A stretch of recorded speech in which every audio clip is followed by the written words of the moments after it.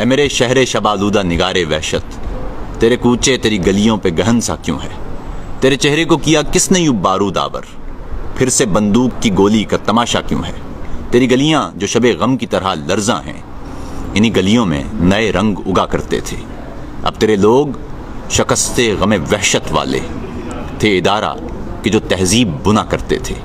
ایک طرف ہاتھ کے مانگ اپنی اجاڑے جائیں، ایک طرف لوگ کے لوگ اپنے ہی مارے جائیں، ایک طرف ہاتھ کی مٹی کی تجارت میں مگن، ایک طرف لوگ کے دکھ خود پہ اتارے جائیں، ایک طرف وہ کہ طلب سانس کا تاوان کریں، ایک طرف یہ کہ جو دشمن سے شکستیں مانیں، ایک طرف وہ کہ ہیں پروردہ خوف و دہشت، ایک طرف یہ کہ جو خود سانپوں کو گھر میں پالیں، ایک طرف بوٹ کہ خود اپنے گھروندے روندیں، ایک طرف لوگ کہ گولی کی زبانیں بولیں، ایک طرف وردیاں پہنے ہوئے یہ ہرکارے، ایک طرف لوگ کے دہشت کے نشانے تولیں، ایک طرف لشکری ہر روز نئے وار کے ساتھ، ایک طرف عسکری چلتے ہوئے ہتھیار کے ساتھ۔ کوئی سورج یہاں نکلے بھی تو کیسے نکلے، وحشتیں جڑ گئیں ہر کوچہ و بازار کے ساتھ۔ اب کوئی راہ نکلتی ہے تو مقتل کی طرف، اب کوئی شام ابھرتی ہے تو وحشت والی، اب کے بازاروں میں بکتے ہیں سہولت سے کفن، اور آنکھوں میں تھکن ہے کوئی دہشت والی۔